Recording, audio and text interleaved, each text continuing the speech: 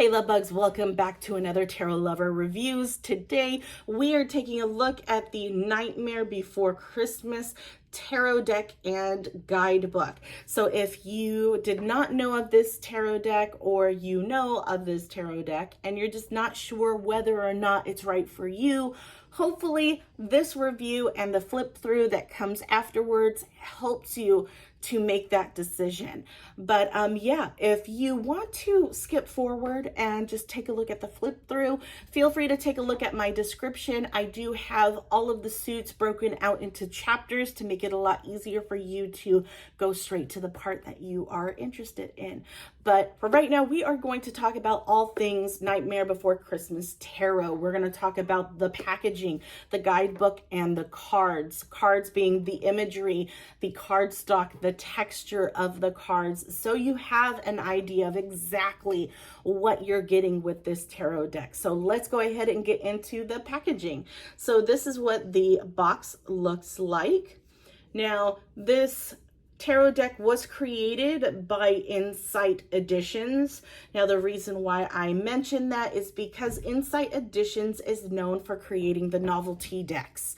So they already have several tarot decks out there that you can take a look at. I have done a lot of them already because I definitely love these particular tarot cards. But yeah, you can definitely look at my channel, take a look, see if you can find anything that you like, and yeah, enjoy.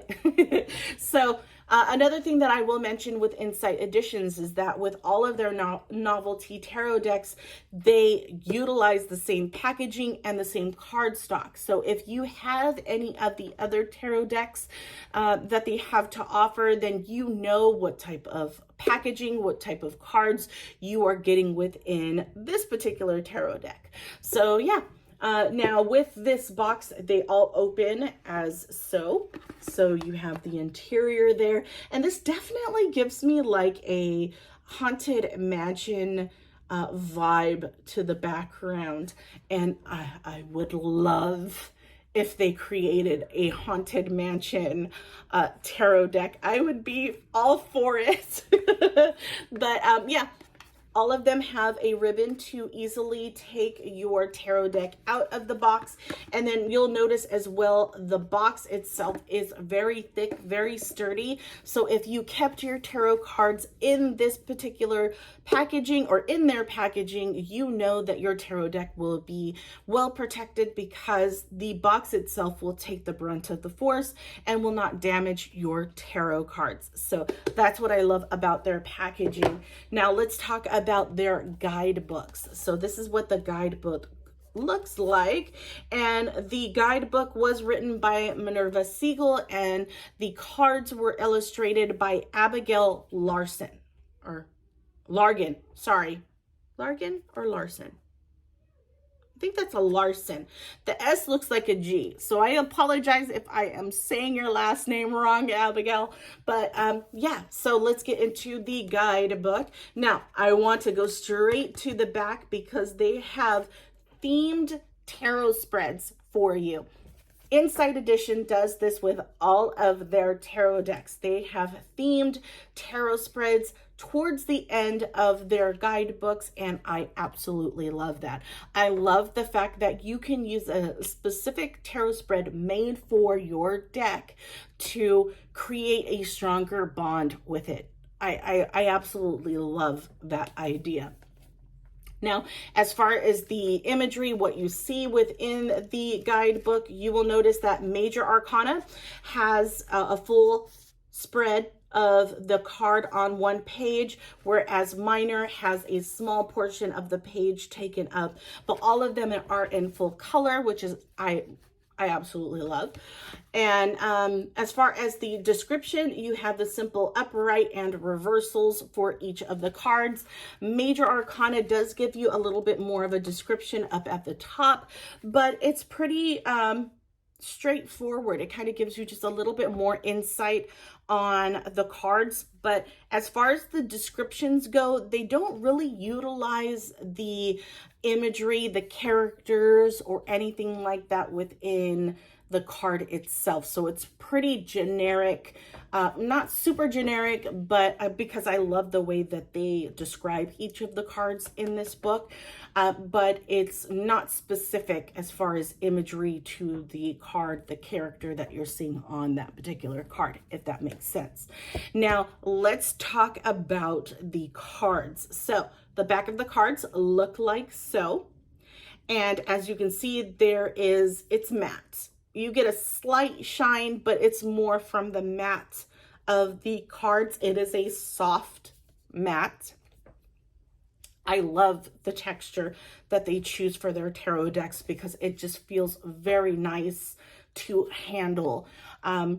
So that is the back. That is the texture of your cards. Let's talk about the cardstock because I love the cardstock when it comes to their tarot decks. It is Goldilocks zone for me. And what that means is it is or makes for a great shuffle.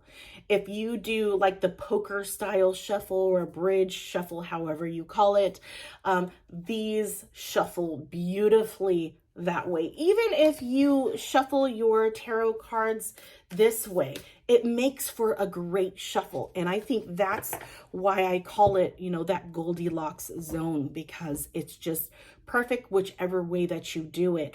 But visually, just to kind of give you an idea, just in case you are a more visual person than anything, I do this C scale. So you have thin paper-like cardstock, and then you have thick cardstock where you cannot bend it. Obviously, this is very bendable, very flexible. So I would say it is smack dab in the middle of the Goldilocks zone. It's thin enough to where it bends easily, but you feel the thickness within the cards because there's some structure to it. I don't know what the secret is, but I just love the cardstock that they use for their tarot cards.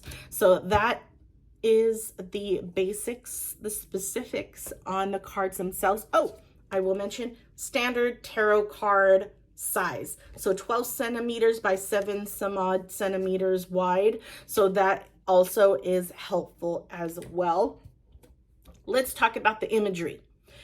Naming convention first, as far as comparing it to a standard Rider-Waite-Smith tarot deck, because a lot of the guidebooks out there that you can purchase online, a lot of them are based off of the Rider-Waite-Smith imagery naming convention. So I do a lot of comparisons up against that. Also because a lot of the new tarot readers out there utilize the Rider-Waite-Smith typically first. I'm not saying that that's what you should do. What I'm saying is that you should choose a tarot deck that resonates for you, because that's what makes the learning process fun and interesting, is when you are using a tarot deck that you absolutely love. Hence why I am doing these tarot reviews, to make that a little bit easier for you. But anyways, back to the naming convention. Compared to a Rider-Waite-Smith tarot deck, the major arcana follows the same naming convention. Now, when it comes to the minor arcana, they do not. And this is a reoccurring theme when it comes to Insight Edition's novelty tarot decks. They change the names of these suits to kind of flow with the theme of that particular tarot deck. And I appreciate that, but it does make it a little bit harder, just a little bit harder to kind of grasp, because you have to get used to the cards being named something different. Now, that is not uncommon with tarot cards. The tarot creators for that particular deck can name their tarot cards however they see fit, but still staying within that, same kind of tarot specifications, if that makes sense. So yeah, the minor arcana and what they are named. So I'm going to show you some of the cards. So you have Presence. Presence is Pentacles. Okay. For Cups, you have Potions. For Wands, you have Candles. Okay. And then for Swords, you have Needles. Okay, so those are the differences with the minor arcana. Imagery wise, let's talk about imagery. So this is, I feel like, a hybrid. And what I mean by that is it has characteristics of a pip deck. Now, if you don't know what a pip deck is, it's where the minor arcana do not tell stories. So again, using the Rider-Waite-Smith as an example, all of the minor arcana in the Rider-Waite-Smith tarot deck tells a story. By you looking at that tarot deck, you know what type of story you are seeing within those cards, and thus helps you to, interpret that particular card. Whereas pip decks are just the number of that particular suit in the card, right? So if we use the Three of Pentacles as an example, the Three of Pentacles in a pip deck will literally just have 3 pentacles, and that's it. There was no story, there are no characters within that card. It is just that. That's what you kind of get within this tarot deck. There are some cards that just scream pip, and then there are some cards that have a hybrid of the two. It tells a story, but the symbols or that particular suit is still very prominent within the card, and it doesn't really give you too much of a story to work with. So keep that in mind. Definitely take a look at the flip through and you'll know what I'm talking about when it comes to that. So that's why I say this is a hybrid. Some cards do it, some cards don't when it comes to the minor arcana and telling you a story. So that is the imagery. There are no bonus cards within this tarot deck. I think the deck itself is a bonus because I know so many people out there utilize or love Nightmare Before Christmas. So I think this is just a fun tarot deck to have within your collection. As far as whether or not I use this tarot deck, I don't use this tarot deck as much because of that pip aspect of the tarot deck. I just keep this in my collection because I grew up with A Nightmare Before Christmas, so I knew I needed to have this in my collection. So yeah, that is your Nightmare Before Christmas tarot deck and guidebook. If you enjoyed this review, feel free to like and take a look at my channel. See if there are any other tarot decks you might be interested in taking a look at, and take a look at my review. But if you don't see a specific tarot deck in my videos, comment below. Let me know what tarot deck that is, because most likely I probably have it and just haven't done a review on it. Or I might not have it and I should definitely look into it.